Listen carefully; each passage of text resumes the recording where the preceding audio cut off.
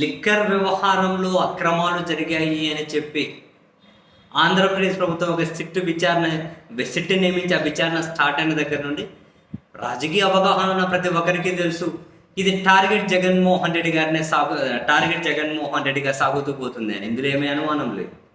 విజయసాయి రెడ్డి గారు బయటకు వచ్చి ఏం విషయాలు చెప్పినా, లోపల ఏం విషయాలు చెప్పినా, తర్వాత మిథున్ రెడ్డి గారిని విచారించేకి వచ్చిన అండ్ తాజాగా రాజకేశ్ రెడ్డిని అరెస్ట్ చేసి ఇప్పుడు ఈయన ద్వారా వాళ్ళు ఏవో తెలుసుకునే ప్రయత్నం చేస్తూ ఉన్నా, దీనికి లింక్ అయ్యే నాకు తెలిసి ఏమైనా కనుక ఇంటెలిజెన్స్ మాజీ చీఫ్ సీతారామాంజనేయులను ఆయన దగ్గర నుంచి కూడా ఇంకేదైనా సమాచారం సేకరించే అరెస్ట్ లాంటి వాటికి పాల్పడినా, ఈ మొత్తం అన్నిటి టార్గెటే జగన్మోహన్ రెడ్డి గారు అని వీళ్ళ లైన్ చూస్తేనే అర్థమవుతుంది.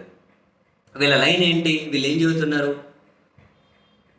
డిస్టిలరీస్ ఏవైతే ఉంటాయో మందు తయారు చేసే కంపెనీలు, వాళ్ళ దగ్గర నుంచి వీళ్ళు డబ్బులు తీసుకున్నారన్నది వీళ్ళ అలిగేషన్.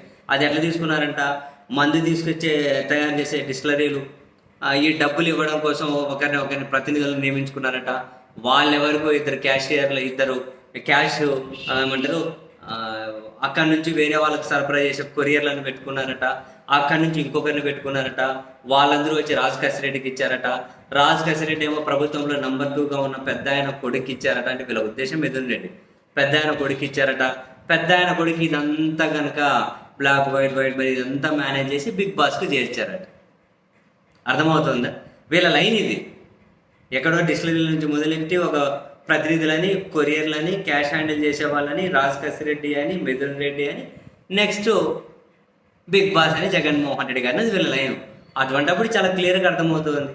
ఇందులో జగన్మోహన్ రెడ్డి గారి టార్గెట్గానే ఏమేమి సాక్ష్యాలు అయితే సేకరించుకోగలుగుతామో, ఏమేమి వివరాలు తెలుసుకోగలుగుతామో అందులో ప్రయత్నంగానే అందులో ఆ ప్రయత్నంలో భాగంగానే వీళ్ళు ముందుకు వెళ్తూ ఉన్నారు అని చాలా క్లియర్ కట్గా కనిపిస్తుంది. సో తెలుగుదేశం పార్టీ వాళ్ళు బ్రహ్మాండంగా అత్యుత్సాహంతో చంకలు గుద్దుకొని మరీ ఉత్సాహపడుతూ వార్తలు రాస్తున్నది, ప్రసారం చేస్తున్నది. తర్వాత జగన్మోహన్ రెడ్డి గారికి నోటీసులు ఇవ్వబోతున్నారు అని. సరే, జగన్మోహన్ రెడ్డి గారికి నోటీసులు ఇస్తారా? ఇచ్చి ఆ తర్వాత వాట్ నెక్స్ట్, ఏం ఆధారాలు సేకరించారు, ఏమున్నాయి, అవి ఎంతవరకు నిలబడగలుగుతాయి, ఇదంతా చాలా పెద్ద ఏమంటారు సమాధానం దొరకాల్సినటువంటి ప్రశ్నలు. క్లియర్ జగన్ గారిని టార్గెట్. ఈ విషయం ఇప్పుడు కాదు, నేను ఎప్పుడు విజయసాయి రెడ్డి గారు బయటకు వచ్చినప్పుడే చెప్పాను.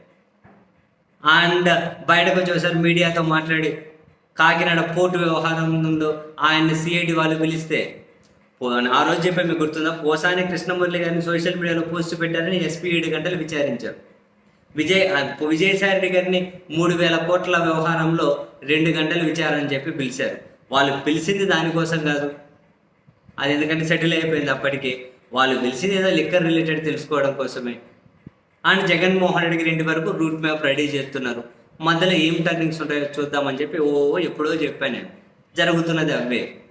సో జగన్మోహన్ గారికి నెక్స్ట్ నోటీసులు ఇస్తారట వీళ్ళు చెప్తున్న దాని ప్రకారం. ఇస్తే నెక్స్ట్ వాట్ నెక్స్ట్, ఏది పాసిబుల్ అవుతుంది, ఏంది సాధ్యం, ఇందులో ఏం ఆధారాలు సేకరిస్తున్నారు, వాట్ సంగతి తెలియదు. ఇప్పుడు రాజకేశ్ రెడ్డి వీళ్ళ సిట్ వాళ్ళకి ఏం చెబుతారు, రాజకేశ్ రెడ్డితో ఏ పేపర్ల మీద సంతకాలు పెట్టించుకుంటారు, ఇవన్నీ ఈరోజు రేపు క్లారిటీ వచ్చిన తర్వాత మరింత క్లియర్ పిక్చర్ తెలుస్తుంది.